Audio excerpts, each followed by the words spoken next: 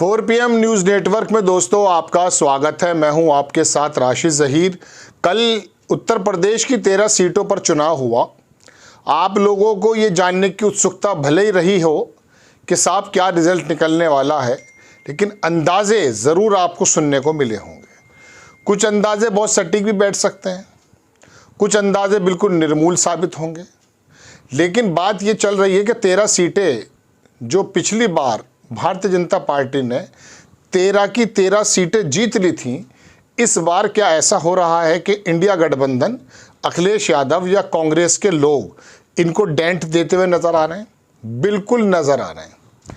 आंकड़े क्या हैं सीट के हिसाब से मैं आपके सामने रखने की कोशिश करूंगा, लेकिन इस सीटों पर आप अंदाज़ा ये करें कि यहाँ 13 सीटों पर एक आध सीट की अगर बात को हटा दिया जाए, यहाँ 3 चरण में जो हिंदू मुस्लिम करने की कोशिश की गई थी, जो हुई नहीं है, यहाँ पर तो हिंदू मुस्लिम था ही नहीं।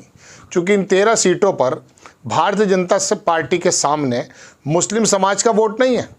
यहाँ तो जातिवाद जो समीकरण बने हैं, संविधान के खतरे की जो बात निकल कर आई है, उसने जो है हालात हरदोई से लेकर के उन्नाव में लेकर के इटावा हो या कानपुर या फिर कन्नौज, हालात ख़राब कर दिए हैं। आपको मालूम है 13 सीटों पर चुनाव थे।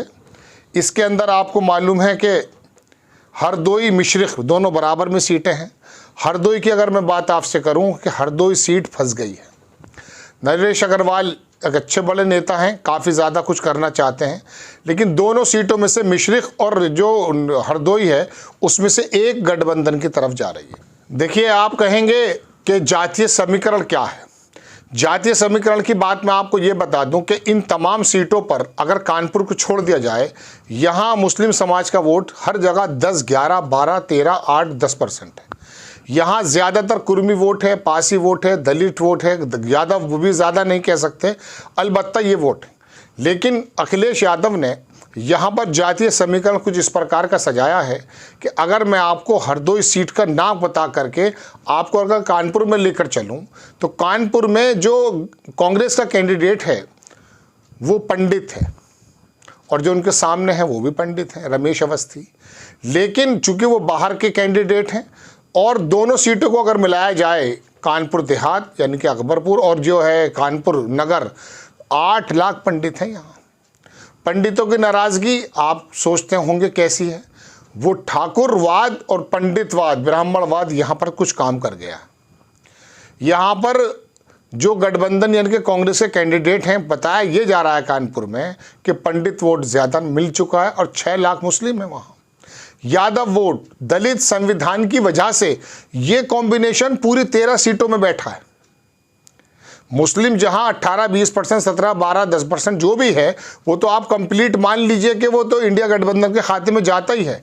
यादव भी जा रहा है, लेकिन अच्छी बात यह है कि इसके अंदर संविधान को बचाने की लड़ाई को लेकर दलित वोट बहुत ज़्यादा, कुर्मी वोट बहुत ज़्यादा, या ब्राह्मण जो थोड़ा सा मैं समझता हूँ एंटी इनकम्बेंसी मानिए, या क्षत्रिय वोट के मुताबिक पूर्व के अंदर यानी कि पूर्वोत्तर जो हमारे ये जो लोकसभा क्षेत्र हैं, यहाँ पर थोड़ा सा रहता है।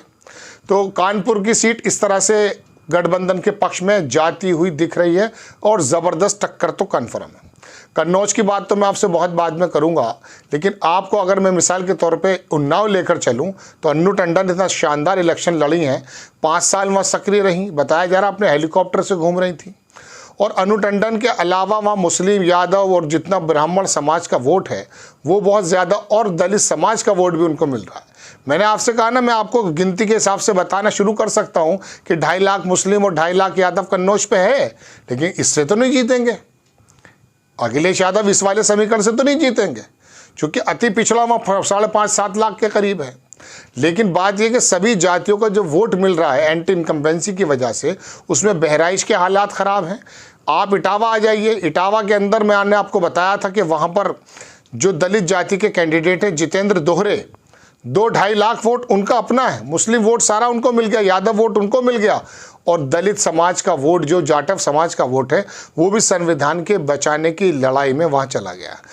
अब आपको दोस्तों इन 13 सीटों की अगर बात मैं आपको बताऊं कि यूपी के अंदर कन्नौज की तो बात आप कीजिए मत, वहाँ तो कितने लाख से अखिलेश यादव जीतने वाले हैं, 4 जून के बाद आपको पता चल जाएगा। लेकिन हरदोई मिश्रिख में से 2 सीटों में से एक सीट जो है गठबंधन की तरफ बहुत ज़्यादा झुक रही है। मैंने खुद अपने पर्सनल पत्रकार से पूछा कि हालात क्या है, बताया कि दोनों में से एक सीट कन्फर्म जीती जा रही है। उन्नाव के अंदर अन्नू टंडन जो है उन्होंने बहुत ज़्यादा शानदार टक्कर देते हुए साक्षी महाराज जी की जो सीट ज़माने से वो जीत रहे हैं उसको खींचने का काम वो कर रही हैं। फर्रुखाबाद, मैं तो इस सीट का नाम ही बताना भूल गया आपको, शानदार इलेक्शन हो रहा है यहाँ स्वामी प्रसाद मौर्य के जो आपको याद होगा, मैं उसे डिटेल में नहीं जाना चाहता कि रिलेटिव थे, उनको टिकट दिया। इसी वजह से मौर्य साहब की जो है थोड़ी सी बात उनसे अखिलेश यादव से ख़राब हो गई थी।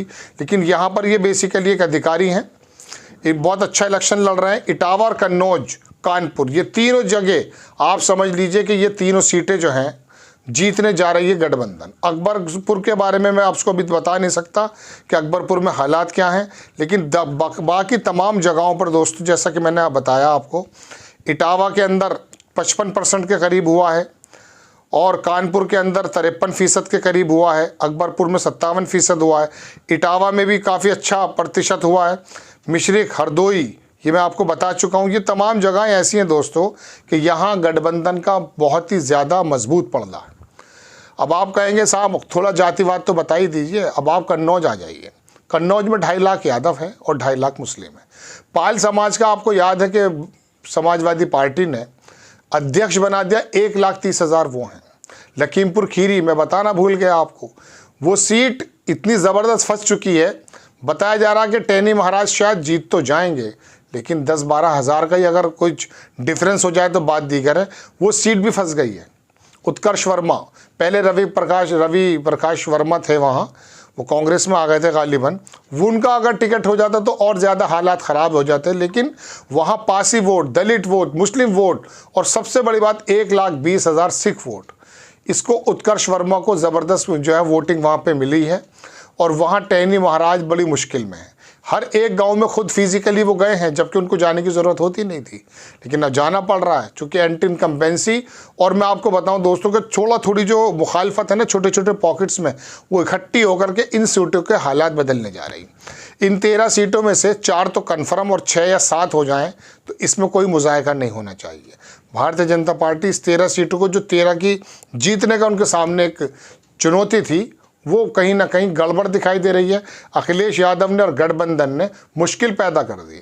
और कानपुर के अगर रिज़ल्ट निकल करके आ जाते हैं समाजवादी पार्टी की तरफ, नगर की बात मैं कर रहा हूँ, तो आप यकीन मानिएगा, समझ लीजिएगा कि मोदी जी का ग्राफ बहुत ज़्यादा नीचे आ रहा है।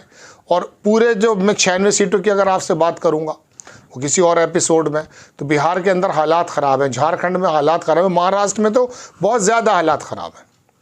तो अब जो है ना उल्टी गंगा बह रही है। इन 13 सीटों की फ़िलहाल मैं बात बताने के लिए हाजिर हुआ था आपके सामने कि यहाँ पर गठबंधन ज़बरदस्त तरीके से जीत दर्ज करने जा रहा है कई सारी सीटों पर। उस पर मैं आपको जातिवाद भी आंकड़े बता सकता हूँ, एपिसोड लंबा हो जाएगा। लेकिन मैंने आपको बताया ना कि ब्राह्मण इस वजह से, एंटी इनकम्बेंसी की वजह से, क्षत्रिय भी नाराज़ है, वो वोट कर नहीं रहा है क्योंकि उनको मालूम है कि योगी जी को थोड़ा सा साइडलाइन किया जा रहा है। दलितों के अंदर जो ये एक ड्रास्टिक चेंज आया कि संविधान ख़त्म होने की बात है, वो मोदी जी की इन 13 सीटों पर बड़ा नुकसान पहुंचाने जा रहा है। और आने वाले वक्त में शायद 41 सीट बचेंगी या 39 बचेंगी। उसके 3 चरणों में ये समझ लीजिए कि पहले चरण से जो बयार चली थी, मुझे लग रहा था कि ये वाला जो चौथा चरण है ये शायद ड्रा हो जाएगा, क्योंकि यहाँ पर खास करके उत्तर प्रदेश में भारतीय जनता पार्टी मजबूत है।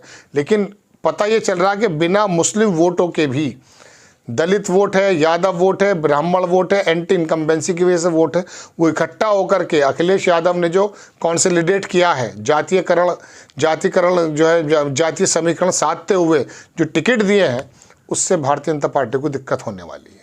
आपको खबर कैसी लगी अपनी राय कमेंट्स बॉक्स में ज़रूर दीजिएगा। चैनल को सब्सक्राइब कीजिएगा, शेयर कीजिए। नेक्स्ट टाइम में किसी खबर के साथ हाजिर होता हूँ। जय हिंद।